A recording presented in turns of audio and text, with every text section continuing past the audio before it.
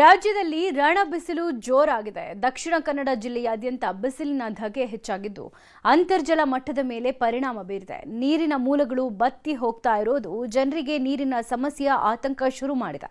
ಈ ಕುರಿತ ರಿಪೋರ್ಟ್ ಇಲ್ಲಿದೆ.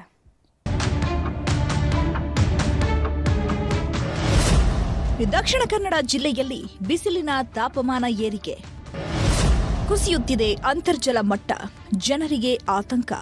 ಕೆಂಡ ಕಾರುತ್ತಿರುವ ಸೂರ್ಯ, ಉರಿ ಬಿಸಿಲು, ತಾಪಮಾನ ಏರಿಕೆಯಿಂದ ಜನ ಕಂಗಾಲಾಗಿದ್ದಾರೆ. ದಕ್ಷಿಣ ಕನ್ನಡ ಜಿಲ್ಲೆಯಲ್ಲಿ ದಿನದಿಂದ ದಿನಕ್ಕೆ ಬಿಸಿಲಿನ ತಾಪಮಾನ ಏರಿಕೆಯಾಗ್ತಿದೆ. 35ರಿಂದ 36 ಡಿಗ್ರಿ ಸೆಲ್ಸಿಯಸ್ ತನಕ ಬಿಸಿಲಿನ ಕಾವು ಇದೆ.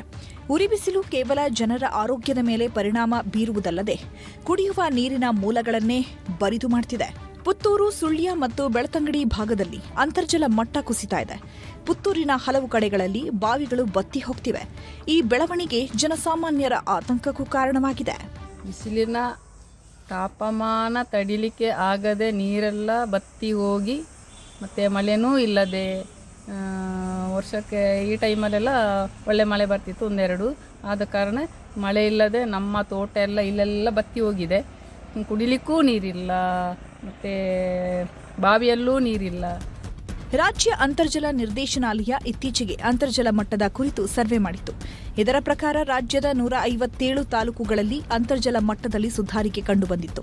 ಆದರೆ ಅತಿ ಹೆಚ್ಚು ಮಳೆ ಬರುವಂತಹ ಉಡುಪಿ ಮತ್ತು ದಕ್ಷಿಣ ಕನ್ನಡ ಜಿಲ್ಲೆಯಲ್ಲಿ ಮಾತ್ರ ಅಂತರ್ಜಲ ಮಟ್ಟ ಕುಸಿಯುತ್ತಿರುವ ಬಗ್ಗೆ ವರದಿ ಉಲ್ಲೇಖಿಸಿದೆ. ಕರಾವಳಿ ಭಾಗದಲ್ಲಿ ಹೆಚ್ಚುತ್ತಿರುವ ಬಿಸಿಲಿನ ತಾಪಮಾನ ಹಾಗೂ ಬೋರ್ವೆಲ್ಗಳ ಮೂಲಕ ಅಧಿಕ ನೀರು ಪೋಲು ಮಾಡುತ್ತಿರುವುದು ಅಂತರ್ಜಲ ಮಟ್ಟ ಕುಸಿಯಲು ಕಾರಣ ಎನ್ನಲಾಗಿದೆ.